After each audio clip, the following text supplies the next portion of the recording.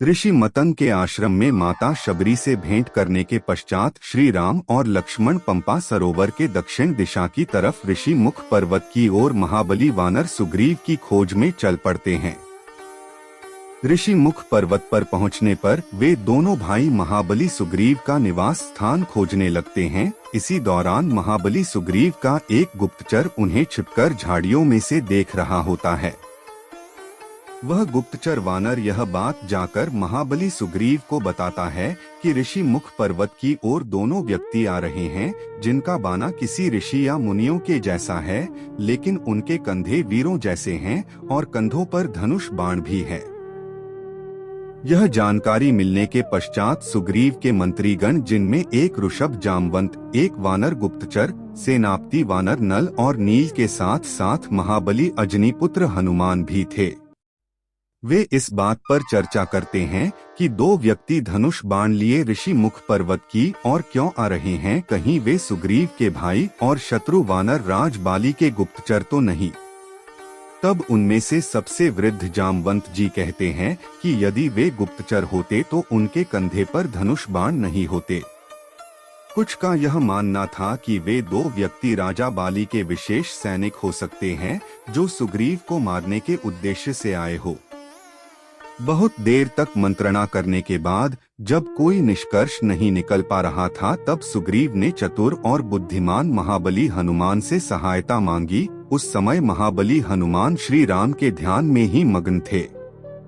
जब सारी बात हनुमान जी को बताई गई तो उन्होंने निश्चय किया कि वे अपना रूप बदलकर उन दो अनजान व्यक्ति के पास जाएंगे, उनका परिचय जानकर ही आगे की कार्यवाही करेंगे।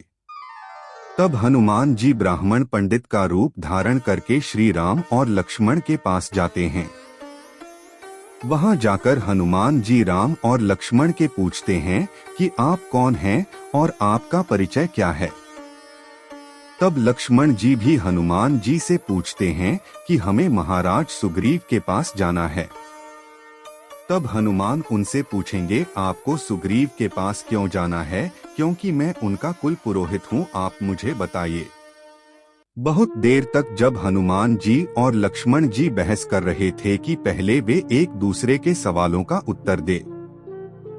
अंत में लक्ष्मण जी बताते हैं कि हम अयोध्या के राजकुमार हैं, मेरा नाम लक्ष्मण है और ये में बड़े भाई श्री राम है।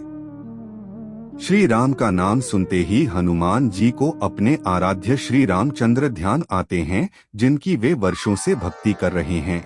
वही श्री रामचंद्र उनके सामने खड़े हैं।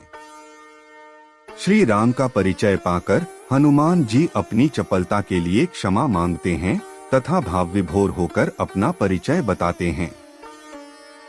हनुमान जी अपने वास्तविक रूप में आकर कहते हैं, हे राम, मैं आपका परम भक्त अंजनी पुत्र हनुमान हूँ और राजा सुग्रीव के आदेश पर आपको अनजान मानकर आपका परिचय पाने के लिए यह ब्राह्मण का वेश बनाकर आया था।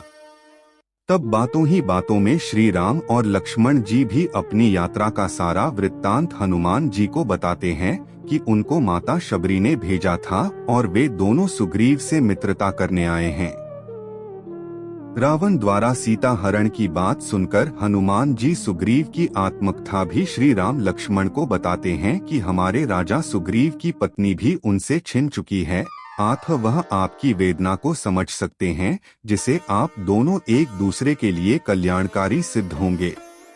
तब हनुमान जी राम और लक्ष्मण को सुग्रीव के निवास स्थान पर चलने के लिए कहते हैं, लेकिन वहां का रास्ता काफी दुर्गम होने के कारण हनुमान जी विराट रूप बनाकर श्री राम लक्ष्मण को अपने कंधों पर बिठाकर हवा में उड़ते हुए सुग्रीव के पास ले जाते हैं। श्री राम लक्ष्मण के सुग्रीव से भेंट होने के पश्चात वे दोनों एक दूसरे की आत्मकथा बताते हैं तथा एक दूसरे की सहायता करने का वचन देते हैं। वहीं पर हनुमान जी लकड़ी द्वारा अग्नि प्रकट करके राम और सुग्रीव को मित्रता की शपथ लेने के लिए कहते हैं।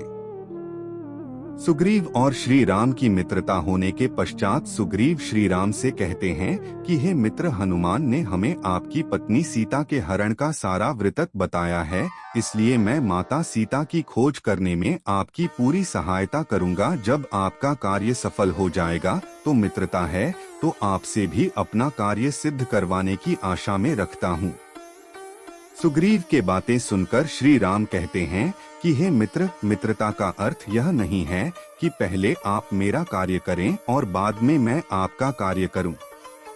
मैंने आपसे मित्रता की है, इसलिए मेरा पहला धर्म यही है कि मैं पहले आपकी समस्या तथा कष्टों का समाधान करूं। हनुमान जी ने आपके भाई बाली और आपकी शत्रुता के बारे में मुझे पहले ही बता दिया है और बाली ने आपके साथ अन्याय किया है, इसलिए आपका मित्र होने के नाते पहले मैं आपको आपकी पत्नी तथा खोया हुआ राज्य वापस दिलाऊंगा। मैं आपको यह वचन देता हूँ कि बाली कल का सूर्यास्त नहीं देख पाएगा। और अंत में श्री राम कहते हैं कि मेरे रघुवंश के यहाँ परंपरा रही है कि प्राण जाए पर वचन ना जाए, इसलिए मैं अपने प्राण देकर भी अपने वचन को निभाऊंगा। दोस्तों, मेरी वीडियो कैसी लगी? सनातन धर्म से जुड़ने के लिए माझी सनातनी यूट्यूब चैनल को लाइक और करना न भूले। जय श्री राम, जय श्री हनुमान।